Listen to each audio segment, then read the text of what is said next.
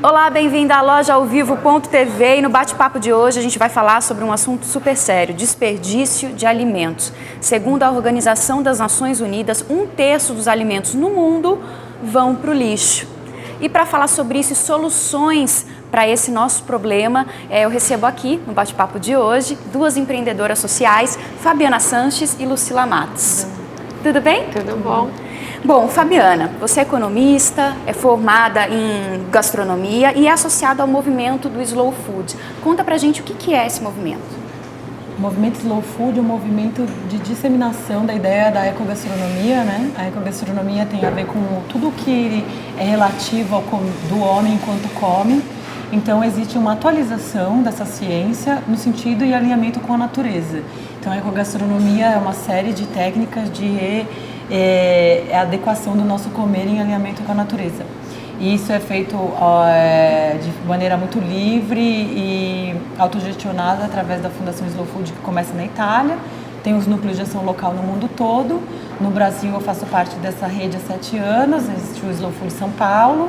Hoje tem mais convívios por aí. Os convívios são núcleos de ação local do Slow Food, que tem uma filosofia.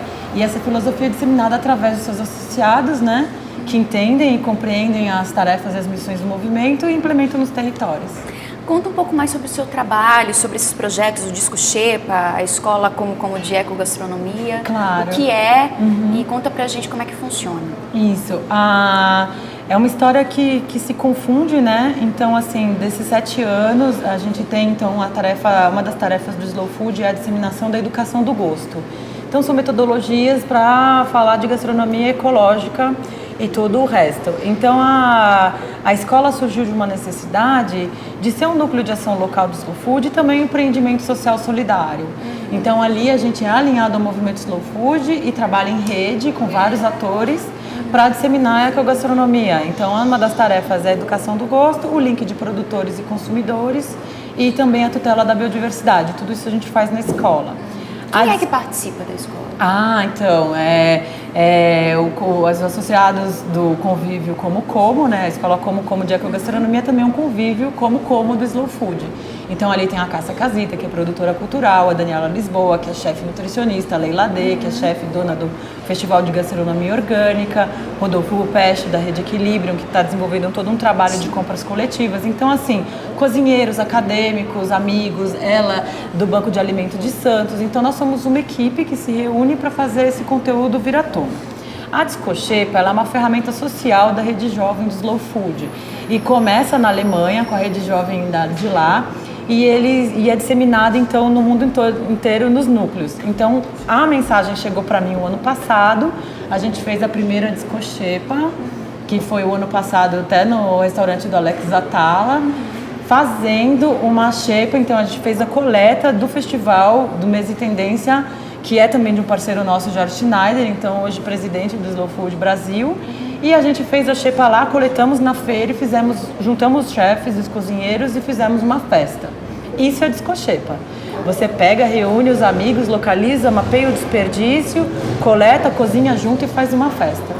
E desde lá até cá, a gente se colocou para ser uma plataforma de disseminação dessa ferramenta. E desde o ano passado vocês fizeram mais de 30 Disco Xepas. A gente realizou aqui em São Paulo umas 15, né, Lucy? Ela fez em Santos. Em outras cidades. Então, como é que vocês conseguem articular em outras isso? cidades no mundo todo, no São Paulo, né, no Brasil inteiro, por conta que fez parte do processo quando a gente fez o Festival Disco Xepa em maio, que foi da primeira de novembro até maio, a gente fez o Festival Disco Xepa, reuniu essa equipe que hoje é a escola Como, para disseminar essa Disco Xepa.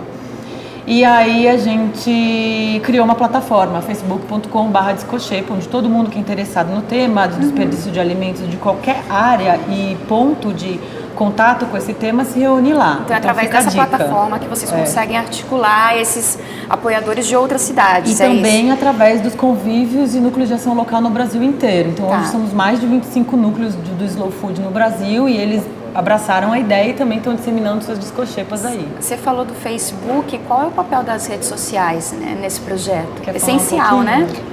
Eu vejo, pelo menos ali pelo site, pela página da Disco Xepa no Facebook, desde que a gente fez a Disco Xepa em maio aqui em São Paulo, ela começou a se tornar famosa, né, em termos, e o pessoal começou a curtir a página do Facebook da Discoxepa, e isso fez com que, eu acho que o papel importante do Facebook é até que, fora os núcleos locais, as pessoas que viram exemplos de Discoxepa na página do Facebook e querem replicar na cidade. Então, ali, além de uma plataforma de conscientização com relação ao combate ao desperdício de alimentos, é também um multiplicador dessa ferramenta social que é a Discoxepa. E qual é o impacto dessa intervenção coletiva, assim, para quem participa, para quem recebe, né? Qual é o impacto para a sociedade? Excelente pergunta, porque o impacto dela é muito forte, assim. No primeiro Discoxepa que a gente fez lá em novembro, o impacto midiático já foi importante. No segundo, do festival, o impacto que a gente conseguiu fazer de maneira independente, sem grandes estrelas estarem envolvidas no processo, foi gigantesco. A gente saiu em várias mídias assim, que realmente encamparam essa ideia do desperdício. A gente apareceu ao vivo em programas na TV Cultura, na Globo, na Bandeirantes, entendeu? E isso foi inimaginável pra gente, né? E foi um espaço de oportunidade pra gente poder falar disso junto com os bancos de alimentos, junto com uma série de pessoas que fazem parte da situação dessa cena. E o impacto para quem trabalha, quem faz uma Discoxepa, quem fala, eu quero fazer uma Discoxepa, é transformador demais. Porque vocês podem ver no site, os nossos vídeos, assim. Você vê que a gente faz a coleta, a gente pega do chão. Uma coisa muito associada a essa questão, a quem é mendigo, miserável, pobre, pobrésimo. Então, assim, a gente vai lá, bota o jaleco, o avental e vai coletar. A gente olha para aquilo no chão, fala, é comida, tá ótimo, mas tá onde? No chão. Então, a gente vai, pega isso, trata, dá aquele amor, dá aquele cuidado. E a nossa equipe decidiu, por bem, não fazer um sopão disso. No mundo, geralmente, o pessoal faz várias maneiras, mas sopa, salad, né, a sopa salada. A gente fez um banquete. Então a gente pega do chão e transforma isso num banquete, então a gente devolve dignidade. Sim. Então a gente descobre também a capacidade do ser humano de pegar uma coisa que está muito errada e com a nossa atitude, nossa visão, coração, mente, ação, a gente harmoniza e eleva. Então para quem trabalha numa Discoxepa é muito forte. A transformação interna é muito grande. Para quem vai lá comer, é uma coisa de expansão, assim, nossa, eu não acredito, que incrível, o sabor disso, ia pro chão, eu quero fazer parte. E a gente faz questão de sempre colocar nas nossas DX a ideia da educação do gosto. Então a gente sempre tem uma compostagem ali para ensinar também, que é um processo de setor produtivo, de cozinha e de devolver isso para a natureza de forma correta. Então tem ali oficinas, a gente dá aulas de como aproveitar o alimento. Então a gente se coloca nesse papel, assim. Eu sempre me senti uma cidadã comum, né? Fazendo o que meu coração dizia, porque eu sentia que eu era indignada, assim, antes do Slow Food aparecer na minha vida. Ai, o que eu faço, meu Deus, como é que é? Eu não aguento mais, corrupção, meio ambiente. Eu não sabia o que fazer, sabe? Como eu posso me engajar em alguma coisa, parte da solução, né? Veio o Slow Food, eu me senti bem. E desde então eu interajo, eu me vejo alinhando o meu processo de produtivo, meu dinheiro. Tenho uma escola, um núcleo, faço consultorias junto com a galera. Então estou vendo que a gente consegue alinhar o meio de vida com o processo, né? Daquilo que a gente acredita. E Lucila, você trabalha no Banco de Alimentos de Santos, né? Isso. Como é que funciona? Bom, a gente é formalizado desde janeiro desse ano. Então é super recente e o nosso trabalho principal é o combate ao desperdício de alimentos e ao mesmo tempo possibilitar o acesso de alimentos saudáveis à comunidade de baixa renda da cidade de Santos.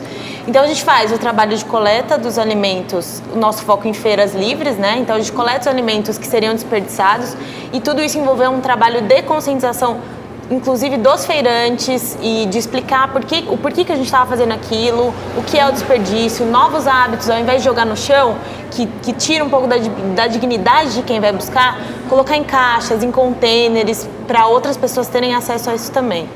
Então, teve esse trabalho de conscientização dos feirantes, então a gente coleta nessas feiras e entrega direto nas comunidades de baixa renda que fazem a distribuição desses alimentos para famílias mais vulneráveis, né? Quais os principais desafios que vocês enfrentam?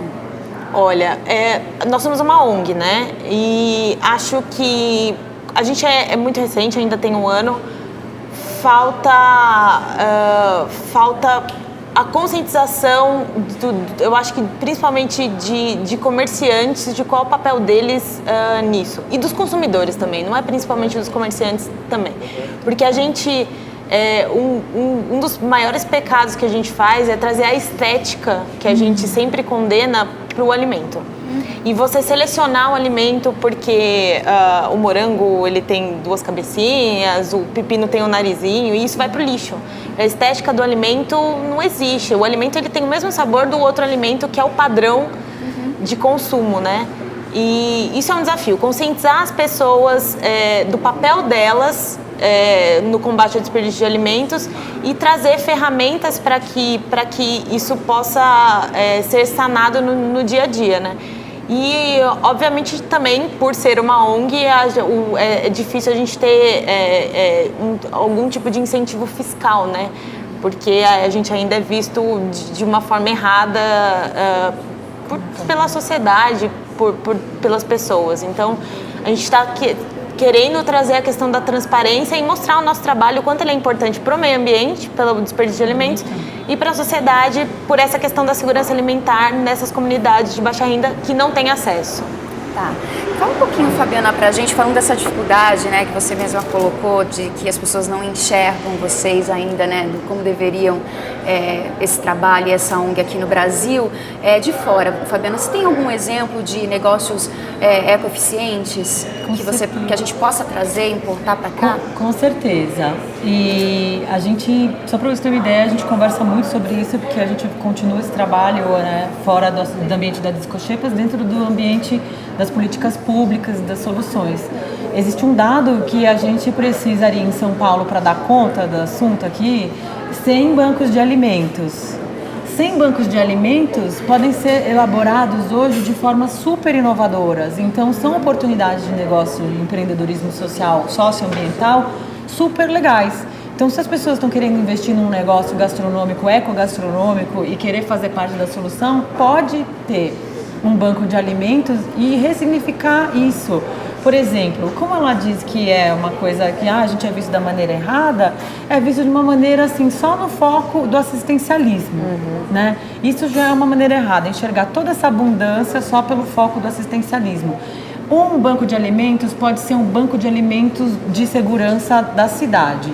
Na Itália, a gente viu o último exemplo foi um banco de alimentos que, ao mesmo tempo que ele é um banco de alimentos para ser uma ponte entre o desperdício e as entidades que precisam, ele também é um estoque para emergência das cidades. Então, assim, ele é uma coisa que ele é já visto diferente. Então, assim, em alguma situação de crise, a cidade sabe manejar aquele alimento que não foi para o lixo, vai para alguns lugares, cria um estoque para situações de emergência. E de lá vai para entidades que precisam. Outro exemplo são quitandas com preço B. Né? Um banco de alimentos pode ser uma quitanda, tipo uma mais baratinha, pode ser restaurantes, pode ser buffet, pode ser escola. Então, assim, quando você tem um suprimento, você pode ser empreendedorismo social. Por exemplo, o Exército da Salvação procurou a gente durante o Festival Descoxepa. Falou, o vídeo de vocês que vocês gravaram é muito importante para eu mostrar para as pessoas que se sentem miseráveis, ver que vocês também estão trabalhando com isso e que é legal. E o que ela faz ali? A Nádia Cosi, que também é uma empreendedora social na linha da gastronomia ecológica, muito forte.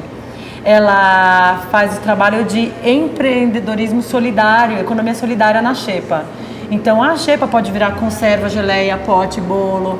Então, assim, se o In Natura pode, então esse In Natura, sendo melhor destinado, nossa, pode gerar abundância, riqueza, emprego, empreendedorismo inovador, né? Tem um vídeo que ficou viral esse ano, que foi de uma iniciativa de um supermercado francês, acho que chama Intermarché, que eles fizeram um esquema com os produtores. Intermarché, né? Eu fui esse ano lá pra França. Ah, que legal. Visitei. E eles fizeram uma iniciativa direto com os produtores, que eles compram os alimentos, né? E falaram assim, ó, me dá os alimentos que vocês não conseguiram vender para o mercado. Eu vou pegar esses alimentos, vou colocar na minha rede, dentro da minha rede, vou fazer um balcão específico para ele e vou vender ele o preço a 30% mais barato do produto que geralmente eu vendo. E para estimular os consumidores que ainda olham aqueles alimentos e acham, não sei, tem algum tipo de preconceito com aquilo? Tem alguma coisa errada, tá mais barato. Tá errado, tá mais barato, tá diferente, né? Eles produziram sucos e saladas feitos de tudo isso, aquilo que eles estavam vendendo nessa barraca. Então, assim, eles davam suco, ó, você tomou o suco, é gostoso, tá? Então, veio daquela barraca, que eram alimentos que iam ser jogados fora e que ninguém ia comprar, isso ia pro lixo, entendeu? Então é um varejo que cria a consciência do cliente. Porque a gente precisa entender hoje que o cliente muito do varejo está refém do cliente. Sim. Eu tive restaurantes, então, o cliente vai gostar, o cliente não vai gostar. É como ele consome, A gente que né, trabalha com ecogastronomia, por exemplo, não é só alimento. A embalagem é uma questão hoje, né? Ecológica. Então, assim, essa coisa da sacolinha plástica, a gente quase tem uma vitória de 3 meses só. Então, isso aí é xepa de embalagem. Vai tudo pro lixo depois? É um problema. Então, não posso por causa do cliente. Então, por quê? A gente não desenvolve o varejo das sacolas, das ecobags. E o varejo coloca isso, transforma isso em comunicação. Ele vai formando, reeduca, reposiciona esse cliente numa linha de consumo social responsável, né? Então, eu sei que é uma coisa hoje que a gente é um pelo outro juntos, não numa relação somente comercial, mas numa relação que entende que a gente pode estar junto habitando o mesmo planeta, o mesmo território, e que a gente pode se relacionar de uma maneira que vai além do comercial. Como que está sendo tratada a questão dos resíduos orgânicos atualmente aqui no Brasil? Certo. Eu fiz parte da conferência que desenvolveu as metas de plano de gestão integrada dos resíduos sólidos aqui em São Paulo ano passado. Então, ela está sendo feita de uma maneira muito excelente. Ela precisa, para acontecer, de todo o apoio da cidade, todo o apoio do cidadão, que precisa compreender como separar corretamente o seu lixo, como comprar corretamente suas coisas. A gente precisa pensar em fazer comprar somente o necessário. Isso é importante. Eu sei que o varejo sempre quer mais, melhor, bater meta e tal. Mas a gente precisa estar junto num compra o necessário, bens duráveis e assim, saibam descartar depois corretamente. Esse entendimento a gente tem 20 anos para fazer, implementar ele em toda a cidade de São Paulo. Como que pode ser no feito? Brasil inteiro. Isso aí é uma regra federal e eu participei da reunião para São Paulo. E como que pode ser feita essa conscientização? Estavam lá 2.000 pessoas fazendo o plano de gestão. Então, assim, o setor educativo, o setor de mídia, todo mundo vai abraçar e ajudar a prefeitura. Isso é uma meta da Secretaria de Serviços, que está fazendo excelente trabalho e que vai cada vez mais, eu acho que vão trabalhar em cartilhas, em comunicação para o varejo, comunicação para as escolas, comunicação.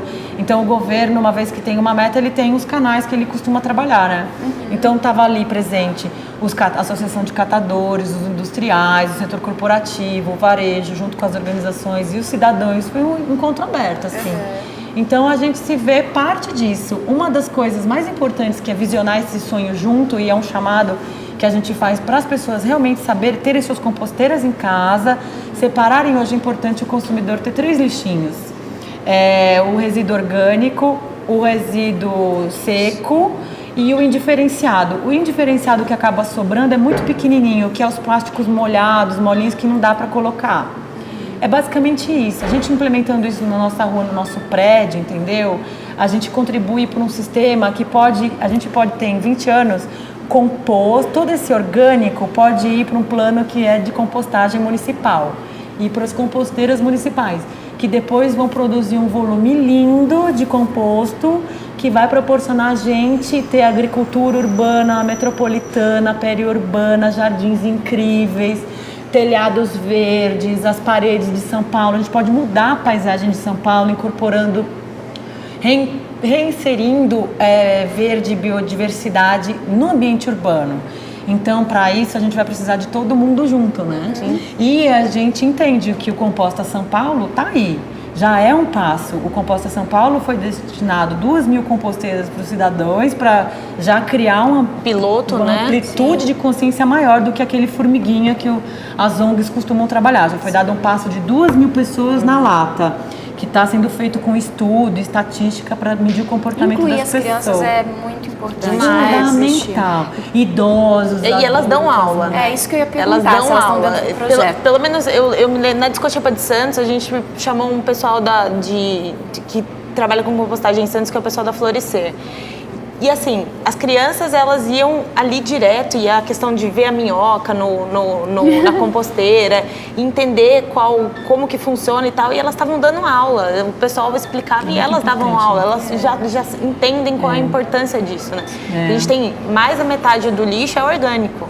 E eu acho que um dos trabalhos contra o desperdício, fora a questão da compostagem, não teve o que fazer com aquele resíduo compostagem.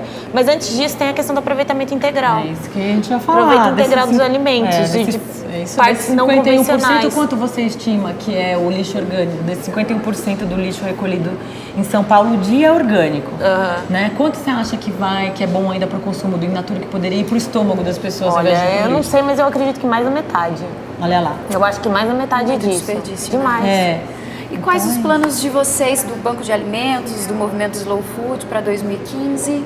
Nessa temática? O que vocês pretendem? Olha, a gente quer então continuar com o fomento das discochepas, que as pessoas realmente se engajem e façam discochepas de Natal, sabe assim, que realmente abracem essa experiência, porque é uma experiência rica, super, né, deliciosa de fazer, forte. Sim. De compreensão das pessoas que querem, de repente, fazer alguma coisa quer fazer parte de alguma coisa, faz uma discochepa, se inicia. Isso é muito importante. E aí, no caso, o ano que vem, a gente quer intensificar os trabalhos de política pública, fomento das soluções, mais banco de alimentos, ajudar ela a fazer um banco de alimentos mais estruturado, que ela realmente precisa de ajuda em termos de apoio financeiro, tal. E assim vai. A nossa escola também, de fazer... realizar uma boa educação do gosto, disseminar as metodologias, estar junto com os outros convívios e fazer uma comunicação mesmo de que a ecogastronomia, ela é um novo comer, é um comer alinhado com a natureza. E se a gente faz um consumo social responsável, a gente pode continuar vivendo e regenerar a natureza, ver a realidade de uma outra maneira, participar da construção, e não só ficar desesperado reclamando. Então o que eu quero realmente daqui para frente é que o cidadão se veja como parte da solução. Chega de reclamação, seguir em frente juntos, né? Chega de se sentir potente. Chega de se sentir potente, esse movimento. Né? A gente é um portal, estamos aí, né? Os sites são slowfoodbrasil.com, escola como.eco.br,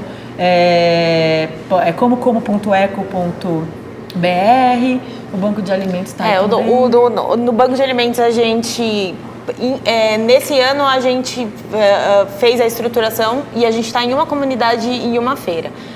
Pela questão dos apoios financeiros, a gente está agora em busca de avançar para mais uma comunidade, mais uma feira. Já está tudo pré-definido, a gente já tem uma comunidade que já é potencial de recebimento desses alimentos, que o foco é fruta, verdura e legumes, então a gente fomenta a alimentação saudável.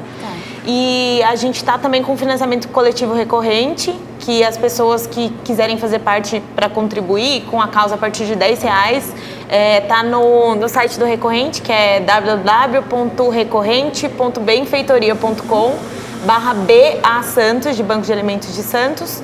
E esperando para expandir para uma próxima comunidade, e a gente também oferecer oficinas de culinária, que a gente também já atua, focando em aproveitamento integral de alimentos e trazer mais dignidade para esse pessoal das comunidades também. Meninas, boa sorte com esse projeto. Obrigada. Que vá para o Brasil inteiro, e parabéns por esse trabalho, viu? Obrigada. Obrigada a você pela sua participação. Esse foi o bate-papo de hoje, super consciente. Fica ligado e até a próxima.